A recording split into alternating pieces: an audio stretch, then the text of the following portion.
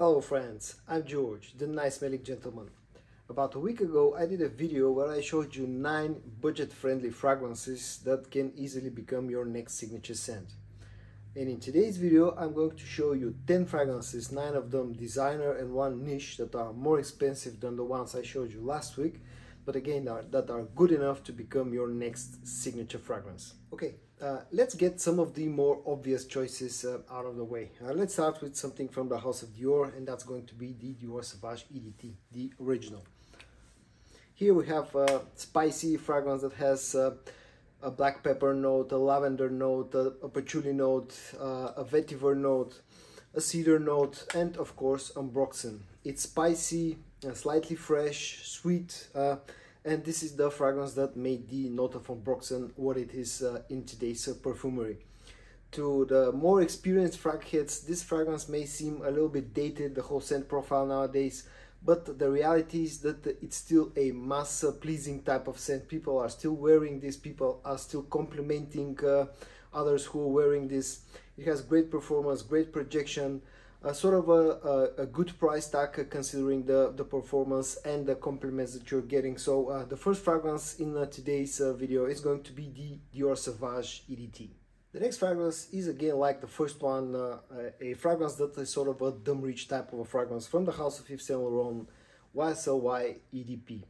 Now again, a mass pleasing scent just like Dior Sauvage EDT. This one is sweeter, it's fruity, it's slightly fresh, slightly spicy, with a sort of a sweeter dry down. Again, a mass pleasing type of a scent. People are enjoying this, wearing this, and complimenting others who are wearing this. It has great performance and great projection. Price tag is a little bit high because it's a YSL fragrance, and all of them have a sort of a higher price tag, but it's worth it. It has it's sort of a fragrance for the warmer months of the year, but can easily be worn in winter as well because it has good performance. At number 2, the YSL EDP. At number 3, a fragrance from the house of Giorgio Armani, the Acqua Profumo. Now this is again a fragrance that's a little bit more orientated towards the warmer months of the year, but has enough of a performance in here, especially the older batches, that can be worn year-round, no problem. It's another mass-pleasing type of scent. It's aquatic, slightly spicy, slightly sweet on the dry down, with a nice incense note, especially on the dry down. The problem with this one is that there are a lot of rumors that this is going to be discontinued, but I still think this is readily available. If you like that scent profile and you still don't have the Profumo in your collection, I strongly suggest that you go out and buy a bottle of this one. At number 3, Acqua from Giorgio Armani, Acqua Profumo. At number 4, let's get the one niche fragrance that I have in this video. Although the Mancera are sort of considered a niche fragrance house, although their pricing is more like designer level. And the fragrance that I'm talking about is going to be the Cedrat Boise Intense. Now this is the Cedrat Boise DNA with a few twists on it, or you can also say sort of a Creed Aventus DNA as well. It's fruity in the opening, then on the dry down there's some leather, some patchouli, some musk, some vanilla. It's sweet, slightly darker compared to the original one, slightly more concentrated, with a little bit more lasting power. It doesn't project as much as the original Cedrat Boise, at least in my experience, but has a very good sort of performance on skin. It's a very versatile fragrance, can be worn year-round. Again, from my experience, whenever I wear this, pretty much every time I pick up a lot of compliments. So at number 4, the Cedrat Boise Intense from Mancera. At number 5 and number 6 are going to be fragrances that use a predominant note of iris. At number 5 is going to be the Valentino Uomo, the original one. Here we have some bergamot, some hazelnut, a dark chocolate or cacao note in here as well, some leather, some cedar, and of course the note of iris. A very interesting fragrance, slightly sweet, slightly powdery, not as powdery as the Dior Hommes or the Valentino Uomo Intense, the intense flanker to this one. It's a very gentlemanly type of scent, very sophisticated, really nice, a sexy type of a smell. It's a bit more orientated towards the colder months of the year, but you can wear this in warm weather as well, as long as you don't overspray. I love the bottle design, I love the whole scent profile. At number 5, the Valentino Uomo.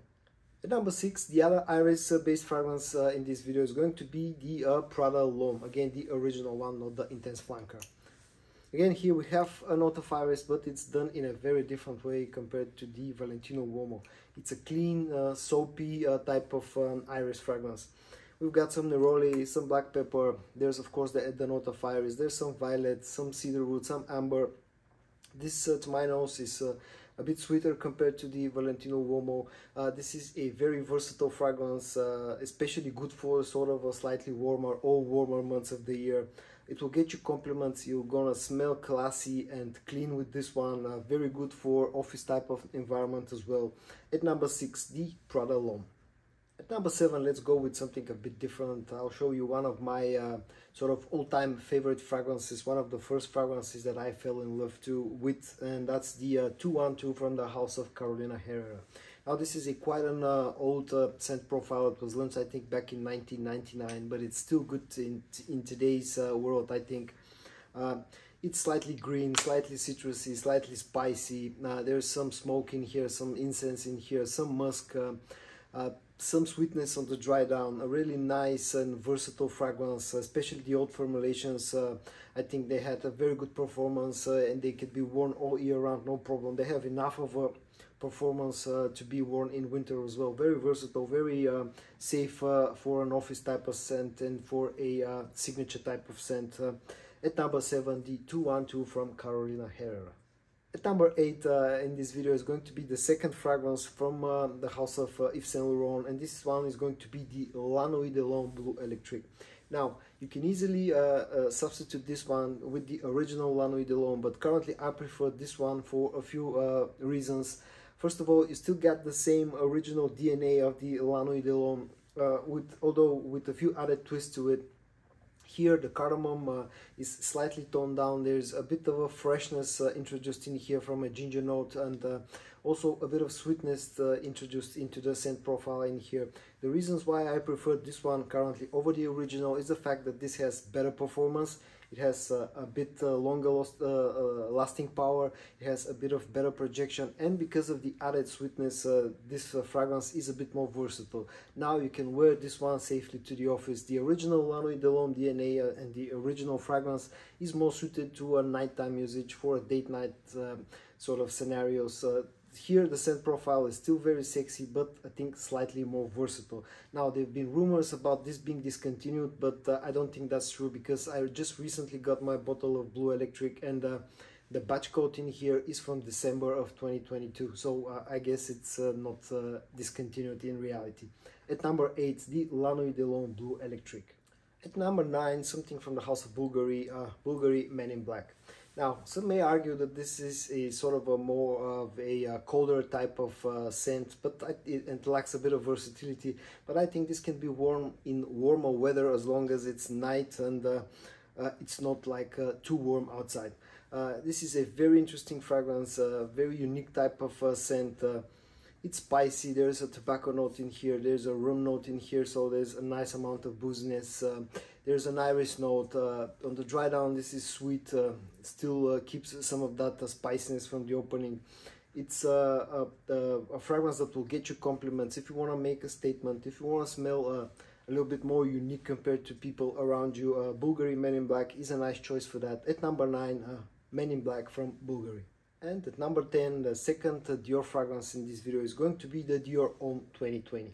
Now, I know that some people in the fragrance community love to hate on this one, because the 2020 flanker to the Dior Homme line strays away from the original DNA that contains iris. Here there's no iris to be found, and I have to admit that at first I was also dismissive about this fragrance, because I love iris and I hated the fact that Dior changed the formulation, the whole scent profile so much.